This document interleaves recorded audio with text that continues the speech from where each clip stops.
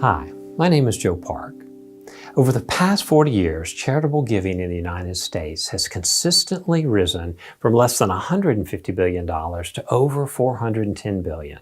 I want you to look carefully at this illustration and find the black line of connected dots. This line represents actual dollars given to U.S. charities each year without any adjustment for inflation. As you trace the line from left to right, you're going to notice a near constant rise in giving with the exception of the recession-impacted years of 2008 and 2009. The vertical yellow lines represent recession years. You'll notice that giving even increased in 3 of the 4 recessions in this 40-year period. What is not shown in this chart is that the increase in giving in the United States has remained basically consistent at 2.1% of our gross domestic product.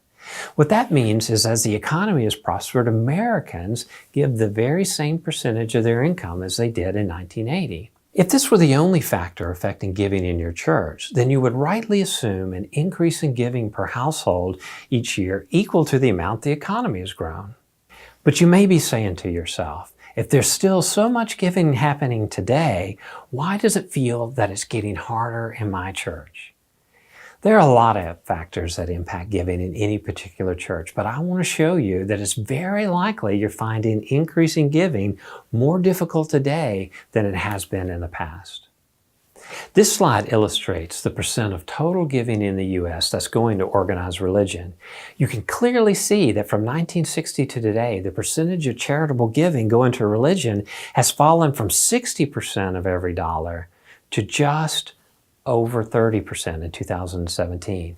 Every church in America is being impacted by the fact that the slice of the giving pie that's going to churches is half as large as it used to be. There are 2 more important trends that are also impacting giving in your church that I think you need to know.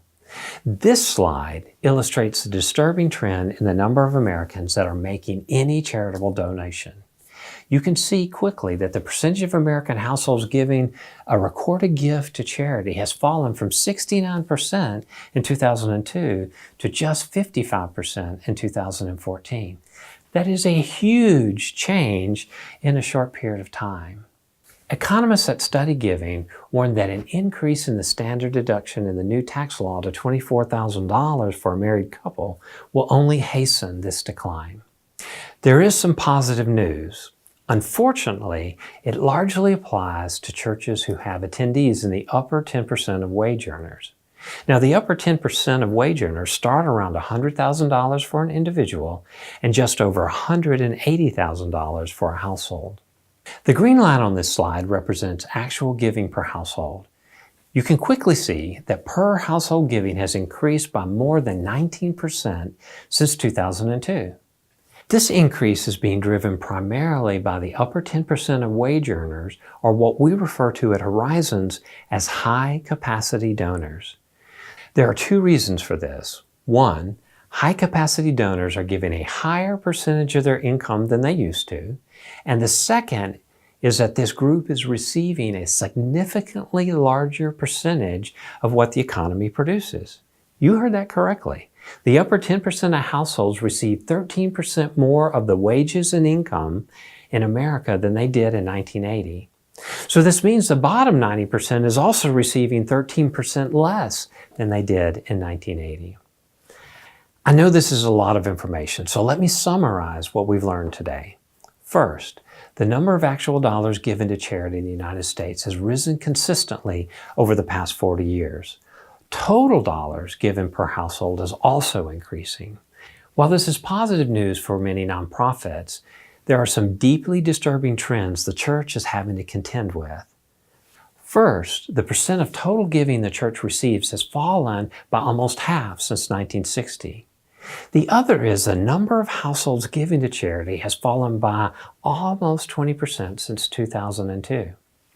The third is that wealth and giving is increasingly being concentrated in the upper 10% of U.S. households who are now receiving 40% of all income. There's no evidence to suggest that any of these trends will reverse in the near term. Here's the bottom line. The best funded ministries will increasingly depend on a small number of financial leaders and high-capacity donors to fund their ministries. Now that you have this information, what should you do with it? Well, here's my suggestion to get started. Begin by creating a financial leader development ministry. Now, the purpose of this ministry is to develop deeper relationships and connections with and between your existing financial leaders.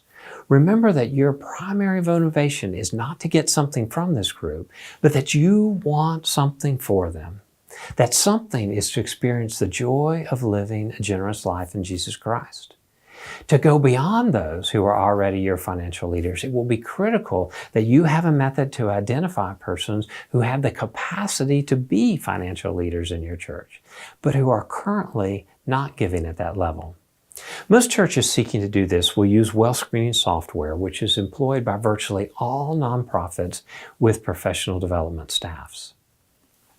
Once identified, you will develop a process by which you seek to systematically build relationships with these persons. It is through these relationships you will seek to increase their interest and involvement in the church. Understand that regardless of the donor's giving capacity, developing generosity is primarily a spiritual issue, and personal relationships and discipleships are the means by which you'll do it. If you'd like to learn more about creating an effective financial leader and high-capacity donor program in your church, sign up for free access to Giving 365 Resource Library or request a free conversation with a Horizons ministry strategist. You could do all of this at horizons.net.